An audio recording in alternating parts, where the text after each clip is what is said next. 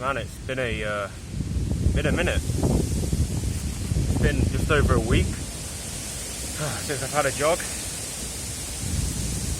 and that was really tough. That was tough. Just 5k and a decent time actually. I thought it'd be much worse, but man, that was difficult. I took a week off because that is actually better. I just wanted to show off my sunglasses, that's all that was. I took a week off because I did a 15k, my first one, and I hurt my tendon on my left, like the outside of my foot. I assume it's my tendon, that's what my research told me. So yeah, I hurt the outside of my left foot. I was limping for a few days, and then I was just shifting all my weight on the right side of my left foot. Anyway, I felt it today, but it was insignificant enough for me to have a run. Still felt resistance. I was trying to rationalise it, but I went out, did it, and I'm looking forward to getting back into it, honestly. The last few nights I've not slept very well at all. I woke up again for the third night in a row last night, in the middle of the night. The night before last it was 2:45. Last night I got out of bed to go to the toilet at 9 minutes to 3, so pretty much the same time. Quite odd. Struggled to get back to sleep, woke up feeling kind of groggy. Been programming quite a lot, which has been good. I don't know what we'll do today. We might do an update. This might just be quite a long vlog. I don't know how gripping these are, but I checked the viewer retention a few days ago and it seemed to be pretty good. I'm in the shade, now I'm out of the shade, now I'm in the shade. So I assume they're engaging enough anyway. So we'll get into it. So I had my first shift for this startup company yesterday. I could talk a lot about that. Fuck me, this is going to be a long one. I think I'll split this video up. Yeah, now we'll do this startup and stuff. So yesterday I went to this startup company, traumatic brain injury, a guy who's been in recovery for 14 years and he's now at a pretty good place. He wants to release the new You product, it sounds like what I'd coin self-help bullshit. It's targeted specifically for people with traumatic brain injuries, and he wants to sell this product for 33 Australian dollars, which is not much money, for people with brain injuries to essentially recover, develop a positive mindset and identity, something they want, etc. So it's like self-help but in this niche. So it's got potential because I don't think it's saturated at all. He said there aren't any other people with this product out there, so it sounds good. So I went there and I essentially helped him structure the webinar. So he wants to do an adverts on YouTube and then send a webinar to the people in the email list. So I helped structure that, spent 2 hours with him just getting everything down, and yeah, it went well.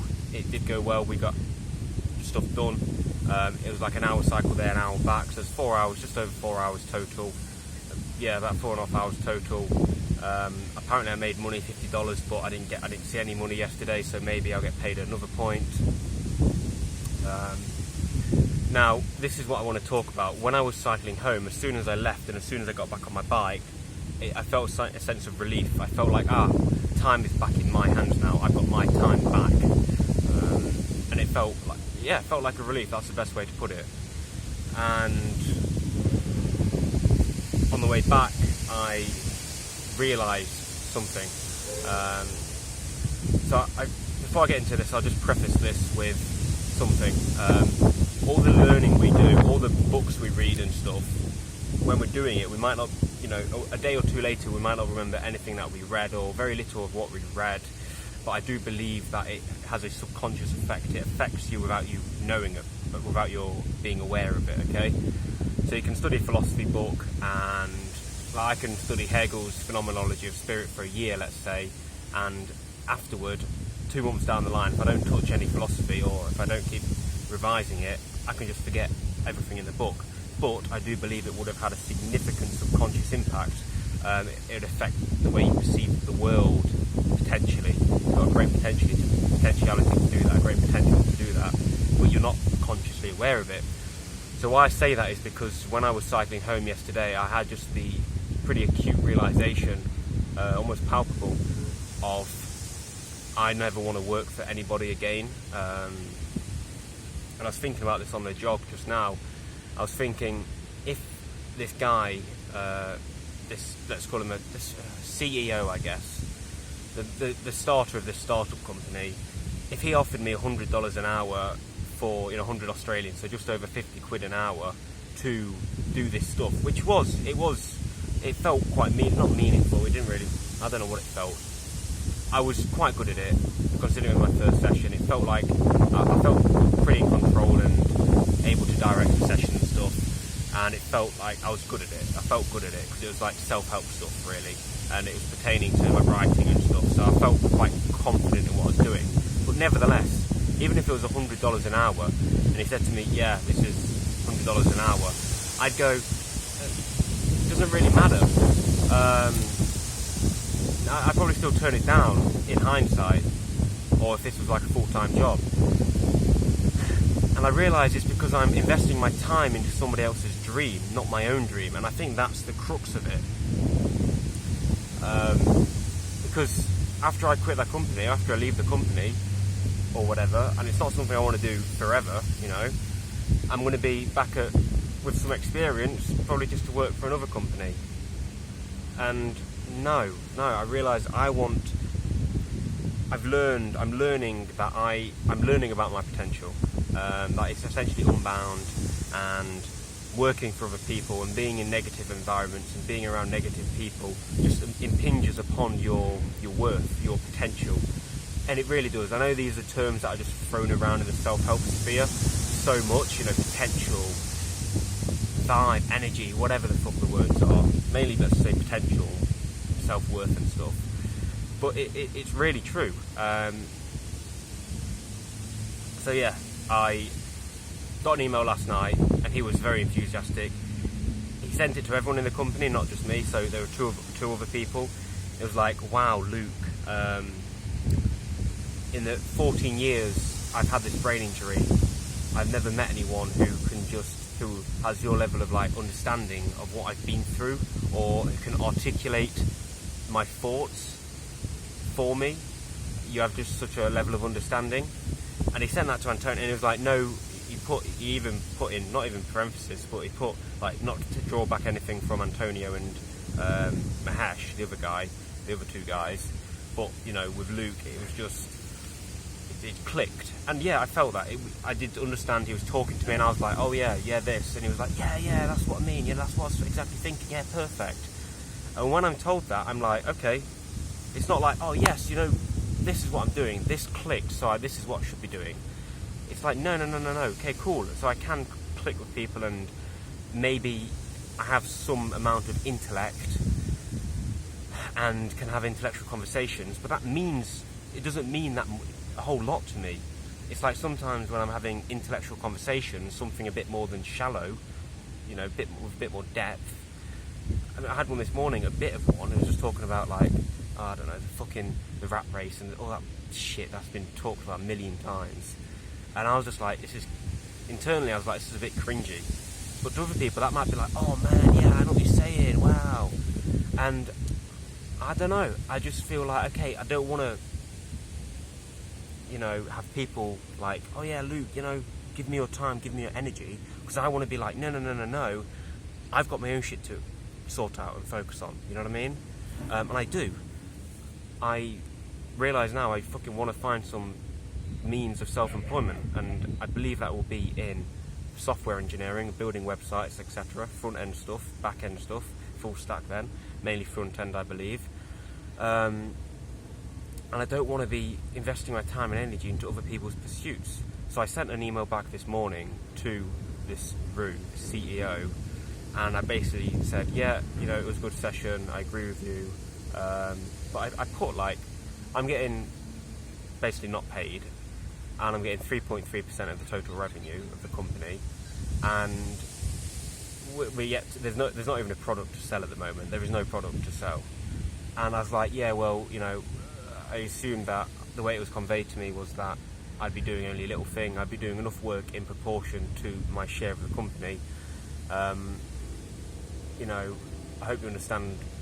You know, I'm sure you understand what I'm trying to convey here, and we'll see.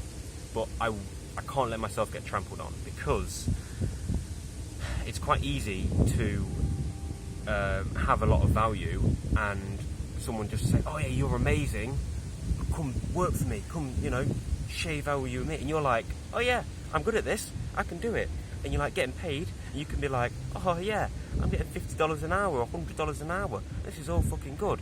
But then, me personally, you know, maybe it's a step beyond that, maybe it's just a different perspective, maybe, you know, maybe it is the next level, or maybe it's just like a different level of equal weight. But I look at it like, yeah, you've got a load of potential, don't try investing it into other people's dreams, find out what the fuck you want personally for yourself that is more sustainable in the long term, and then invest it toward that, invest it into that. Okay, that's my rant.